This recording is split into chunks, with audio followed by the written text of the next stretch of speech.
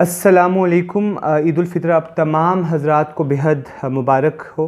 अल्लाह तबारक व तआला से दुआ है कि आप बेहद खुश रहें, सलामत रहें, खैर आफ़ियत से रहें। और मैं समझता हूँ कि इस डिस्ट्रेसफुल माहौल में ये खुशियाँ, ये त्यौहार, ये फेस्टिवल्स, ये ईद और ज़्यादा अहमियत की हामिल हो जाती हैं। पहले भी बहुत ज़्यादा अहमियत की हामिल हैं, मगर इस माहौल में और ज़्यादा इम्पॉर्टेंट हो जाती हैं कि हमें मौक़े चाहिए खुशियाँ बांटने की, एक दूसरे से मिल के रहने की, एक दूसरे को दरगुज़र माफ़ करने के मौक़े, है ना। तो वो ये ईद प्रोवाइड करती हैं और इस तरह के बाकी जो फेस्टिवल्स हैं वो भी प्रोवाइड करते हैं। तो ये डिस्ट्रेसफुल माहौल जो है ये किसी पर्टिकुलर एरिया, किसी पर्टिकुलर रीजन या किसी पर्टिकुलर फील्ड में नहीं है। आप चारों तरफ नज़र अगर घुमाएं तो आपको हमें पता चलता है कि किस तरीके से जो हमारे जो रिलेशन्स हैं वो कितने ख़राब हो रहे हैं, कितना जुल्म बढ़ रहा है, कितनी जो है वो मैं समझता हूँ कि क्राइम रेट बढ़ रहा है। यानी कि जो एक इंसान का जो लेवल था इंसानियत का, है ना, उस सतह से हम बहुत नीचे आ चुके हैं। वो उस लेवल से इंसानियत या इंसानियत के लेवल से इंसान बहुत नीचे आ रहा है, बहुत नीचे आ चुका है। तो मैं कभी कभी सोचता था कि हम लोग कितना गिरेंगे, इंसान कितना और गिरेंगे। यानी कि नेचुरल रिसोर्सेज के लिए उसको लूटने के लिए लोगों पर हमले किए गए, हज़ारों की तादाद में लोगों को कत्ल किया गया, ठीक है, इससे और कितना नीचे गिरेंगे।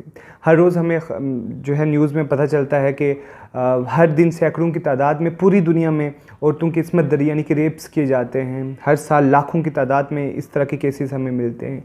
क्राइम रेट दिन ब दिन बढ़ रहा है और क्राइम भी इस तरह के रूह कांप जाती है कि वालिदैन ने अपनी नो पैदा बच्ची को सिर्फ इसलिए कत्ल कर दिया क्योंकि वो पहले बेटा चाहते थे। तो इससे नीचे और कितना गिरेंगे हम लोग।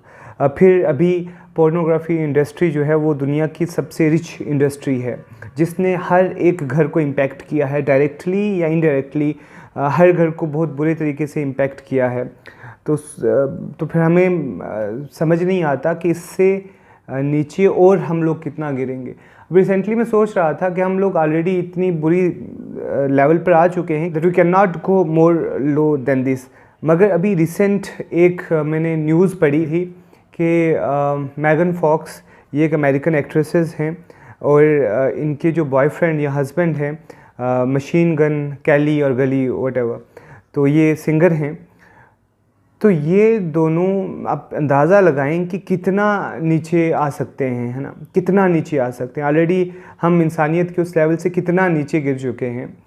Then I came to know about this couple कि जो इस वक्त इनके करोड़ों फॉलोवर्स हैं थ्रू आउट द वर्ल्ड, करोड़ों फॉलोवर्स हैं जो इनको आइडियल तस्वर करते हैं। ईस्ट में, वेस्ट में, इंडिया में, पाकिस्तान में, हर जगह इन लोगों को देखा जाता है, उनको फॉलो किया जाता है। जो लोग सॉन्ग्स पसंद करते हैं वो देखते हैं, और जो लोग मूवीज़ वगैरह देखते हैं वो भी इन लोगों को देखते हैं और आइडियल तस्वर करते हैं। क्योंकि हमारे आइडियल की जो डेफिनेशन है, हमारे आइडियल का जो लेवल है वो बहुत ज़्यादा घटिया है, तो इन लोगों को देखा जाता है। So they revealed in public, in media, कि वो एक दूसरे का खून पीते हैं। कैन यू इमेजिन दिस कि दो इंसान एक दूसरे का खून पीते हैं, है ना, फॉर सम रिचुअल। समझ नहीं आती है किस तरह के रिचुअल्स हैं। सम पीपल से कि सैटेनिक रिचुअल्स हैं, तो मुझे नहीं मालूम कि दुनिया को कौन सा ऐसा रिलीजन है जो इंसानों को एक दूसरे के खून पीने की इजाज़त देता है या फिर उनको फोर्स करता है कि आप रिचुअल है तो रिचुअल के नाम पर एक दूसरे का खून पिए। तो इस चीज़ ने मुझे बहुत ज़्यादा शॉक किया है कि हम इंसानियत के उस लेवल से कितना नीचे गिरेंगे। तो मैं समझता हूँ कि शायद तारीख़ में ऐसा हुआ हो या ना हुआ हो, मगर जब जब इंसान अपनी इंसानियत के सतह से नीचे गुज़रता है तो हमें कुछ तरीके चाहिए होते हैं, या एक तरीका चाहिए होता है, या नॉर्म चाहिए होता है, ताकि हम वापस उस लेवल तक आ सके। इट्स नॉट समथिंग लाइक कि हम अगर नॉर्मल ज़िंदगी गुजार रहे हैं, एक अच्छे इंसान की तरह ज़िंदगी गुजार, वो अच्छा इंसान का मतलब सिर्फ यही है कि हमें जिस तरीके से ज़िंदगी गुजारनी है वैसे ज़िंदगी गुजार रहे हैं। उसके नीचे की जो ज़िंदगी है वो इंसान के लिए नहीं है, वो किसी और क्रिएशन के लिए हो सकती है, किसी और जानवर के लिए हो सकती है, मगर इंसान की ज़िंदगी वही है जो इंसानियत के सतह पर गुजारी जा सके।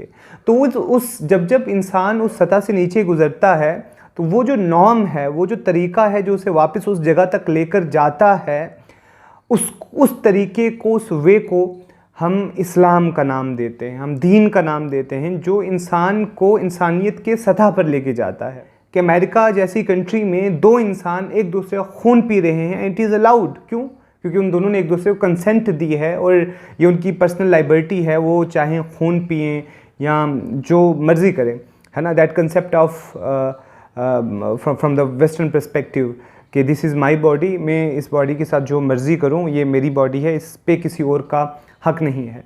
तो यही लिमिटेशंस रिलीजन लगाता है और पर्टिकुलरली इस्लाम लगाता है कि किस लेवल तक आपको जाना है और किस लेवल के बाद आपको जाने की इजाज़त नहीं है। क्योंकि जब आप खुद को आज़ाद समझते हैं, है ना, आज़ाद, खुदा से आज़ाद समझते हैं, फिर कोई लिमिट नहीं रहती है। फिर आप एक दूसरे का खून भी पिएंगे, एक दूसरे को कत्ल भी करेंगे, सुसाइड भी करेंगे, वो काम करेंगे जो मैं समझता हूँ हमें जानवरों की ज़िंदगियों में भी नहीं मिलता है। तो दिस इज़ इस्लाम, क्योंकि ईद का दिन है, तो this is Islam which differentiates us from animals, है ना। ये कि आपको पाक ग़िज़ाएँ खानी है, पाक रिज़्क़ खाना है, आपको अच्छे खाने खाने हैं जो आप पर हलाल किए गए हैं, ना कि किसी जानवर की तरह आप एक दूसरे की जान के पीछे पड़ जाएं। आज खून पी रहे हैं, वही कंसेप्ट ऑफ ज़ॉम्बीज़, वल्लाहु आलम कि हम इस इंसानी सतह से और कितना ज़्यादा गिरेंगे। तो आप लोग दुआ करें कि अल्लाह हमें जल्द इस इम्तिहान से निकाले और हमें इन तमाम इम्तिहान से महफूज रखे और हमें खैर आफ़ियत से रखे। आप सब सलामत रहें। आपसे गुजारिश है कि मेरे लिए दुआ करें। थैंक यू सो मच और एक मरतबा फिर ईद मुबारक।